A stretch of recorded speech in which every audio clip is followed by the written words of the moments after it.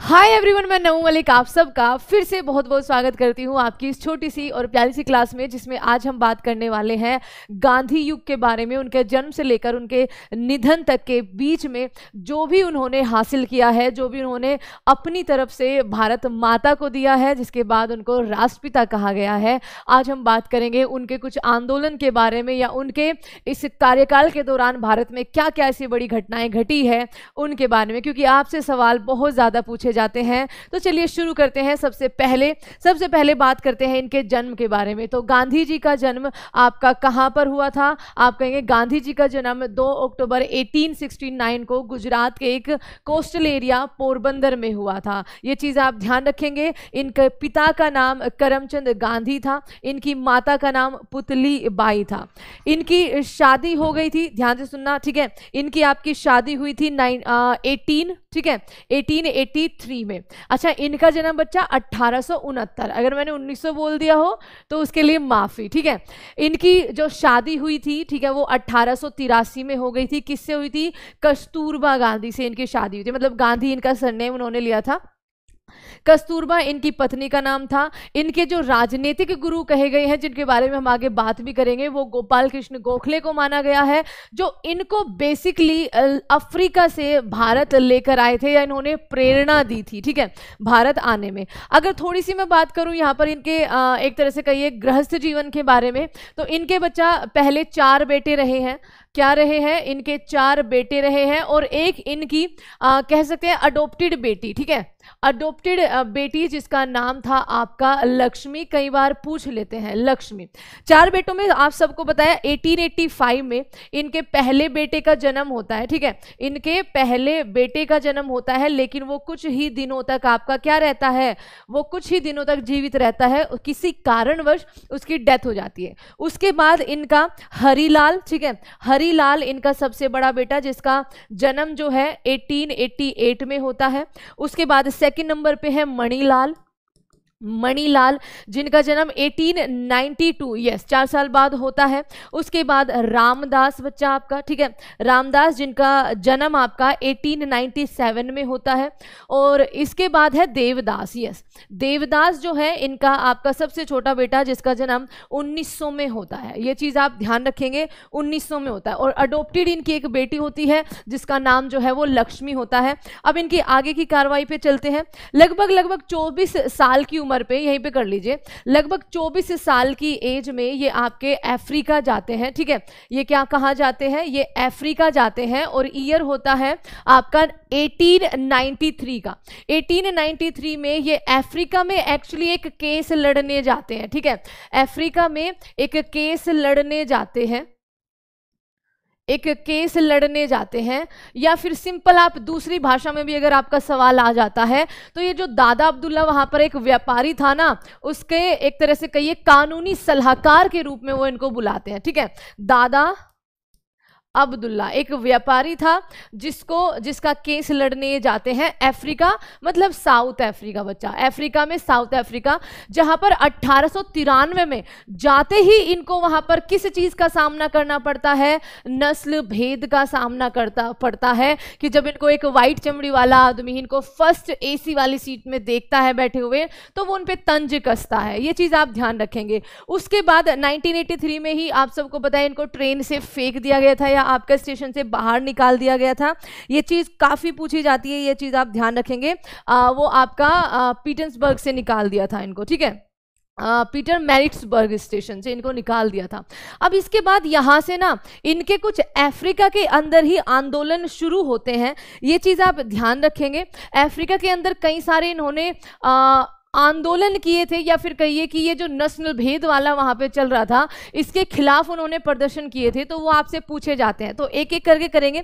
सबसे पहले तो 1894 में ही, ठीक है, 1894 में इन्होंने नटाल, ठीक है, नटाल इंडियन कांग्रेस की स्थापना की थी। एक संस्था थी, ये ध्यान रखना, एक संस्था थी नटाल इंडियन कांग्रेस की, इन्होंने क्या की थी? स्थापना की थी साउथ अफ्रीका में।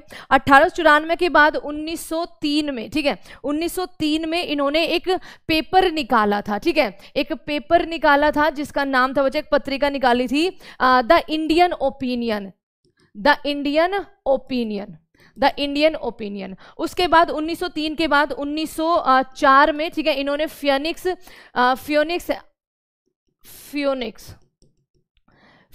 आश्रम का जो क्या किया था, इन्होंने फ्योनिक्स आश्रम का उद्घाटन वहां पे किया था या स्थापना वहां पर की थी 1906 में। यस, 1906 में इन्होंने वहां पर पहला सत्याग्रह शुरू किया था। क्या किया था?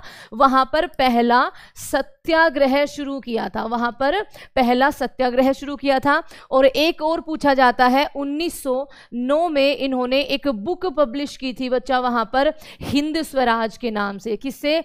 हिंद स्वराज के नाम से। सारे क्वेश्चन सारे ईयर बहुत ज्यादा इंपॉर्टेंट है, आपसे बार बार पूछे जाते हैं। अब यहां से वो अफ्रीका में रहने के बाद गोपाल, कई बार वो भारत भी आते हैं उस बीच में, लेकिन 9 जनवरी, ध्यान से सुनना, 9 जनवरी 1915 को ये आपके कहाँ लौटते हैं? ये अपने भारत देश में लौट आते हैं, ठीक है, ये भारत लौट आते हैं और यहाँ पर देश की स्वतंत्रता में अब ये पूरी तरह से खुद को झोंक देते हैं। यहाँ की राजनीति, यहाँ के स्ट्रक्चर को समझने के लिए ये अपने गुरु, राजनीतिक गुरु किसको बनाते हैं? गोपाल कृष्ण गोखले को। किसको? गोपाल कृष्ण गोखले को। लेकिन इससे पहले जब ये भारत आते हैं ना, तो यहां पर इनको आते ही एक केसरे हिंद की उपाधि दी जाती है, ठीक है, केसरे हिंद की उपाधि दी जाती है कि इन्होंने अफ्रीका में, ठीक है, वर्ल्ड वॉर फर्स्ट के दौरान बच्चा, और अफ्रीका में इनके एम्बुलेंस सेवा में योगदान के कारण, ठीक है, इनके एम्बुलेंस सेवा में योगदान के कारण इनको केसरे हिंद की उपाधि दी जाती है। किसके द्वारा? आप कहेंगे मैम अंग्रेजों के द्वारा। और अंग्रेजों में उस टाइम पर आपका जो गवर्नर जनरल था भारत में, वो हार्डिंगे था, ठीक है, कौन था? हार्डिंगे था। ये चीज आप ध्यान रखेंगे 1915 में ही। अब थोड़ा आगे पे चलेंगे, 1915 में 21 साल गुजारकर ये लगभग 45 साल के तब हो चुके थे जब ये भारत आए थे। भारत आते ही ब्रिटिश सरकार के द्वारा इनको केसरे हिंद की उपाधि से सम्मानित किया जाता है, क्योंकि इन्होंने साउथ अफ्रीका में आपका एम्बुलेंस सेवा में अपना बहुत ही बड़ा योगदान दिया था।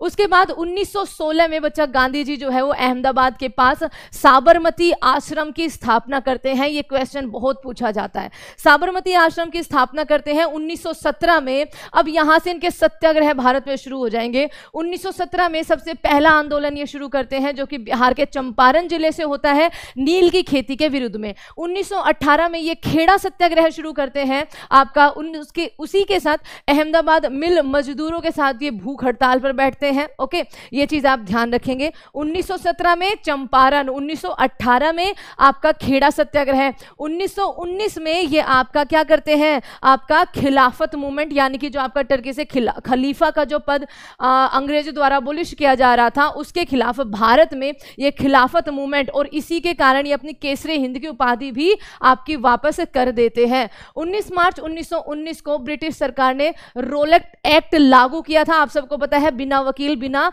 दलील वाला उसको कानून कहा था। गांधी जी ने उसे काला कानून भी कहा था, ठीक है, काला कानून भी कहा था। बिना वकील बिना दलील वाला कानून भी कहा था कि आपको कुछ भी हो, हम बिना बताए बिना वारंट के आपको कम से कम 2 साल तक जेल में रख सकते हैं अगर आप अंग्रेजों के खिलाफ कोई भी दुष्प्रचार करते हुए पाए गए। उसके बाद 1919 मार्च, अच्छा ये सॉरी इंग्लिश है, इसका विरोध करने के लिए 13, इसी के विरोध में गिरफ्तारी कर रहे थे बिना पूछे बिना जाने बिना केस के। आपके 13 अप्रैल 1919 को जलियांवाला बाग अमृतसर में बच्चा आपका जनसभा होती है, जिसके ऊपर जो जनरल डायर है वो गोलियां चलवा देता है। और इसी के बाद जो है इस जलियांवाला बाग के, और इसकी एक तरह से कहिए इसकी रिपोर्ट में या इसकी बच्चा जांच करने के लिए हंटर कमीशन आता है। ये चीज भी आप ध्यान रखना, ठीक है। उसके बाद जनरल डायर जो है वो आपका क्या करवाता है, वहां पर गोलियां चलवा देता है। जनरल डायर को उधम सिंह ने 1942 में मारा था। इसी से आहत होकर इस घटना के बाद रविंद्रनाथ टैगोर ने अपने सर की उपाधि, ठीक है, नाइटहुड की उपाधि जो है अपनी वो त्याग दी थी। अब 1919 में खिलाफत ज्वाइन करने के बाद 1920 में 1 अगस्त 1920 को गांधी जी जो है वो असहयोग आंदोलन जो है वो शुरू करते हैं। लेकिन इसी आंदोलन में होता क्या है कि 5 फरवरी 1922 को आपका एक चोरा चोरी कांड हो जाता है, जो आप सब लोगों के लिए बहुत ज्यादा जानने की जरूरत है, क्योंकि इससे सवाल पूछा जाता है कि गांधी जी ने जो असहयोग आंदोलन 1920 में चलाया था उसको वो वापस कब लेते हैं। तो इसी घटना के कारण 5 फरवरी 1922 को चोरा चोरी घटना हुई थी। आपका यहां पर आंदोलनकारियों ने, जो कि हिस्सा लेने जा रहे थे इसी असहयोग आंदोलन में, ठीक है, आपके क्रोध में आकर एक थाने में आग लगा दी थी, जिससे कई सारे पुलिस वाले जो है वो जलकर राख हो गए थे। इसी के बाद गांधी जी ने लगभग 12 फरवरी को बचा, ठीक है, 12 फरवरी 1922 को जो है वापस कर लिया था या फिर स्थगित कर दिया था इसको। आगे चलते हैं। इसी के दौरान 1923 में जो है मोतीलाल नेहरू और चित्तरंजन दास मिलकर स्वराज पार्टी की स्थापना करते हैं। ये तो मैं आपको पहले भी बता चुकी हूं। इसके बाद 1924 में क्या होता है घटना, महात्मा गांधी जी सिर्फ एक बार कांग्रेस के आईएनसी के बेलगांव अधिवेशन में अध्यक्ष चुने जाते हैं। मोस्ट इंपोर्टेंट है, बहुत बार पूछा जाता है। 1925 में क्या होता है बच्चा, 1925 में भारत में एक घटना होती है। 9 अगस्त 1925 को रेलगाड़ी से जा रहा सरकारी खजाना जो है वो काकोरी स्टेशन पर लूट लिया जाता है, और इसमें जो साथी होते हैं राम प्रसाद बिस्मिल और अशफाक उल्ला खान, इनके द्वारा लूट दिया जाता है, जिनको 1927 में फांसी दी गई थी, ठीक है। अब ध्यान रखना बच्चा, 1925 में जो ये काकोरी कांड हुआ था, ठीक है, काकोरी जो कांड हुआ था, अब यूपी में इसका नाम चेंज हो चुका है, इसको अब बोला जाएगा काकोरी ट्रेन एक्शन, ठीक है, काकोरी ट्रेन एक्शन, ये भी आप ध्यान रखेंगे, कई बार आपका पूछ लिया जाता है। आगे बढ़ते हैं तो 1927 में अब क्या हो रहा था, 1927 के दौरान भारत का संविधान बनाने के लिए साइमन कमीशन भारत आता है, जो 3 फरवरी 1928 को भारत में प्रवेश करता है, क्योंकि उस टाइम पे तो पानी का रास्ता वगैरह था, प्लेन तो होते नहीं थे बच्चा। इस कमीशन का पूरा जोरदार विरोध होता था, क्योंकि भारत के लिए आप कोई चीज बनाने जा रहे हो और उसमें भारतवासियों को ही आपने इंक्लूड नहीं किया है, तो इसी के विरोध में आपका लाला लाजपत राय और उनके साथ बहुत सारे साथी जो है वो साइमन गो बैक के नारे लगा रहे थे, जिसमें लाठियां पड़ने की वजह से लाला लाजपत राय की क्या हो गई थी बच्चा, निधन हो गया था। ये चीज भी आप ध्यान रखेंगे। यहां पर आप देख सकते हो, ये उस टाइम का पुराना आपका चित्र है। 1930 में गांधी जी अब डांडी मार्च शुरू करते हैं। 12 मार्च 1930 को गांधी जी अपने 79 समर्थकों के साथ साबरमती से डांडी की यात्रा करते हैं, पैदल यात्रा करते हैं, और 6 अप्रैल 1930 को डांडी में नमक कानून तोड़ते हैं, ठीक है। अब यहां से वो सविनय अवज्ञा आंदोलन की भी शुरुआत कर देते हैं। यहां पे ये दोनों चीजें आपको रिलेट करनी होगी। यहां से वो सविनय अवज्ञा आंदोलन का भी आपका क्या कर देते हैं, शुरुआत कर देते हैं। 1930 में ही गांधी इरविन का 11 सूत्री मांग को लेकर एक पैक्ट साइन होता है, जिसमें बोला जाता है, क्योंकि ये सब कुछ चल रहा था, गांधी जी को किसी तरह से आपका जो गोलमेज सम्मेलन लंदन में हो रहा था उसमें हम क्या कर सके, बुला सके। उस टाइम पर जो लंदन का पीएम था वो था मैकडोनल्ड्स, ध्यान रखेंगे चीज। तो एक 3 गोलमेज सम्मेलन होते हैं 1930 में, 1931 में और 1932 में। आईएनसी नहीं जाते हैं, ठीक है। 1932 वाला जो होता है उसमें गांधी जी को एक तरह से मना लिया जाता है। 1931 में जो दूसरा गोलमेज सम्मेलन होता है, ठीक है, 1931 में जो दूसरा गोलमेज सम्मेलन होता है उसमें गांधी जी आईएनसी की तरफ से जाते हैं। जिन्होंने तीनों गोलमेज सम्मेलन में भाग लिया था वो थे भीमराव अंबेडकर। ये बहुत सवाल पूछा जाता है, ये चीज आप ध्यान रखेंगे, ठीक है। तो दूसरे गोलमेज सम्मेलन में आईएनसी की तरफ से जो प्रतिनिधित्व कर रहे थे वो कौन थे, वो आपके गांधी जी थे, ठीक है। लेकिन वहां पर बात नहीं बनी थी, आप सबको ये चीजें पता है, ठीक है। वहां पर गांधी जी की बात नहीं बनी थी। फिर वहां से आके एक पूना पैक्ट भी होता है गांधी जी और भीमराव अंबेडकर के बीच में, जिसमें दलितों के लिए जो आपके स्थानीय निकाय के चुनाव है, जो आपके एक तरह से कहिए चुनाव है, उनमें सीटों को लेकर वो 71 से 147 शायद कर दी जाती है। एक बार आप ये चीजें ध्यान रखेंगे, ठीक है, आपकी 71 से 147 बढ़ा दी जाती है। उसके बाद 1935 में भारत सरकार अधिनियम पारित होता है, ये सबको आपको पता है, जिसमें सांसद की सीटें निर्धारित की जाती है। 1940 में क्या होता है, इसी काल में इसमें बच्चा पाकिस्तान बनाने की मांग आती है, और जो पाकिस्तान नाम सुझाया था वो आप ध्यान रखेंगे वो चौधरी रहमत अली ने सुझाया था। 1942 में फाइनल आंदोलन होता है गांधी जी का, जो कि होता है भारत छोड़ो आंदोलन। यहीं पर एक नारा भी आपका दिया जाता है, मुझे ये बताना नारा ये किसने दिया था, दिल्ली चलो, ठीक है, ये कमेंट करके जरूर बताना। गांधी जी ने भारत छोड़ो आंदोलन, और यहीं पर इनका एक नारा था करो या मरो का नारा दिया था इन्होंने। अब ये इनका फाइनल आंदोलन था जो कि अंग्रेजों को भारत से बाहर खदेड़ने के लिए बेसिकली शुरू किया गया था। तो इसके बाद 1942 में गांधी जी ने आंदोलन शुरू किया था। 1947 में अपने भारत को, या फिर कहिए उससे पहले 1946 में बच्चा, दिसंबर 1946 में संविधान सभा की स्थापना की गई थी। फिर संविधान का मसौदा तैयार किया गया था और आपका संविधान लागू हो गया था 1950 में। हालांकि उससे पहले आपका माउंटबेटन प्लान के तहत भारत और पाकिस्तान का बंटवारा हो गया था और 15 अगस्त 1947 को भारत जो है वो आपका आज़ाद हो गया था। लेकिन इसी के ही कुछ टाइम के बाद 30 जनवरी 1948 को गांधी जी का असैसिनेशन कर दिया जाता है, या सिंपल कहिए बच्चा, एक महान आत्मा का निधन हो जाता है। तो ये था पूरा गांधी युग और उनके कार्यकाल में हुए थोड़े बड़े बड़े काम उनके द्वारा, जिसकी वजह से आज मैं और आप कह सकते हैं कि हम एक आज़ाद भारत में सांस ले रहे हैं। आपको ये वीडियो कैसी लगी है इस बताना जरूर। Thank you so much everyone. मैंने बहुत कोशिश की है कि एक छोटी सी वीडियो में आपको सारा सारांश बताना गांधी जी के बारे में। Take care everyone, bye bye. मिलेंगे एक दूसरी वीडियो में ऐसी ही छोटी छोटी वीडियो के साथ आपको पूरी जानकारी देने के लिए। जय Hind everyone, thank you so much.